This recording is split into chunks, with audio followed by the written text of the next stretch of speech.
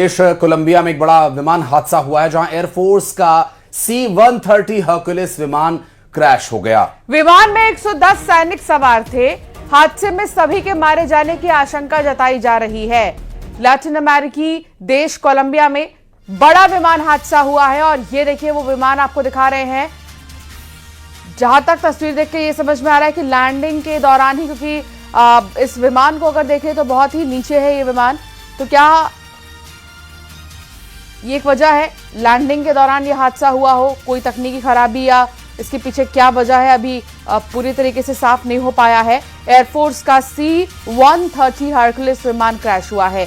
विमान में 110 सैनिक सवार थे और अभी आशंका यही है कि इनमें से कोई भी नहीं बचा है। हादसे में सभी के मारे जाने की ही आशंका जताई जा रही है और तकनीकी कारणों से विमान के नीचे उड़ने की भी आशंका जताई जा रही है कि क्या एयरपोर्ट तक वो पहुंच पाता या नहीं, क्योंकि पहले ही जिस जगह पर विमान हादसा हुआ है आसपास की जो जगह आप देखें तो ये एक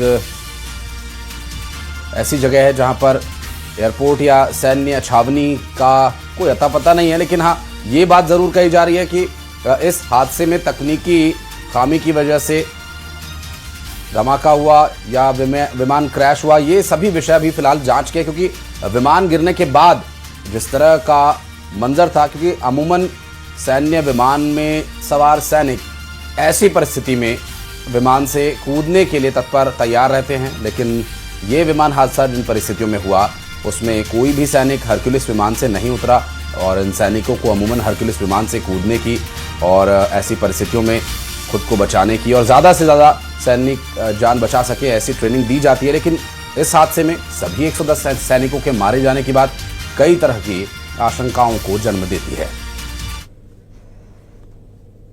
ईरान के साथ छिड़ी जंग के दौरान डोनाल्ड ट्रंप ने ऐलान कर दिया है कि उनकी सेना अगले 5 दिनों तक ईरान के ऊर्जा ठिकानों पर हमले नहीं करेगी।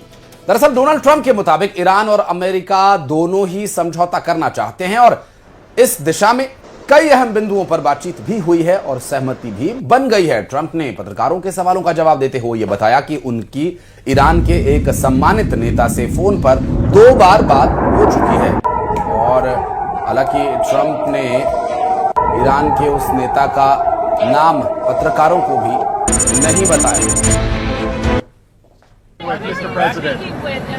A top person, don't forget. We've wiped out the leadership phase 1, phase 2, and largely phase 3. But we're dealing with the man who I believe is the most respected and the leader. It's a little tough. We've wiped out everybody. Is that the Supreme Leader? No, not the Supreme Leader. So We there's don't. not much talk Well, about nobody heard of the second Supreme Leader, the son. तो वही काबुल में ईरानी दूतावास ने कहा कि Tehran की कड़ी चेतावनी के बाद अमेरिकी राष्ट्रपति डोनाल्ड ट्रंप ने एनर्जी इंफ्रास्ट्रक्चर पर हमला करने के अपने फैसले के कदम पीछे खींच लिए हैं। साथ ही ईरानी मीडिया में भी ट्रंप को जवाब दिया है। ईरानी मीडिया की ओर से कहा गया कि यूएस से किसी भी तरह की कोई बातचीत नहीं की गई। कहा गया कि ट्रंप के साथ ना तो सीधी और ना ही पर्दे के पीछे से कोई बातचीत हुई है। ईरानी मीडिया में कहा गया है कि ट्रंप फिर झुक गए हैं और हमले के लिए समय चाहते हैं। तो इधर भारत में ईरानी दूतावास का एक बड़ा बयान सामने आया। दरअसल अमेरिका से कोई बातचीत नहीं हुई है, उनका यह दावा है। बता दें कि अब लोग हमलावरों को कड़ी सजा की मांग कर रहे हैं। ट्रंप की बातचीत के दावे फर्जी हैं। बातचीत का दावा बाजार में हेरफेर के लिए है। हमले के मसले पर पूरा देश एकजुट है। तो भारत में ईरानी दूतावास का यह बहुत बड़ा बयान। अमेरिका से कोई बातचीत नहीं हुई। दूतावास ने कहा कि लोग हमलावरों को कड़ी सजा की मांग कर रहे हैं। तो ईरान ने फिर मिसाइल हमलों से जवाब दिया है। ट्रंप ने ईरान से बातचीत भी की है।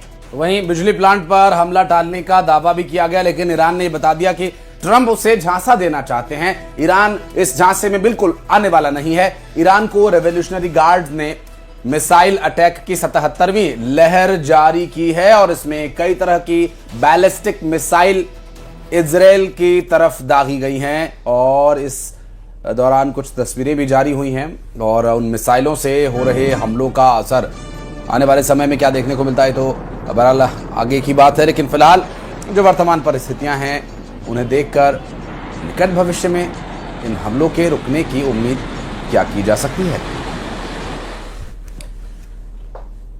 चलिए बढ़ते हैं आगे और रुक करेंगे कुछ अन्य खबरों का। मध्य प्रदेश में 13 दिन से बंद पड़ी कमर्शियल एलपीजी गैस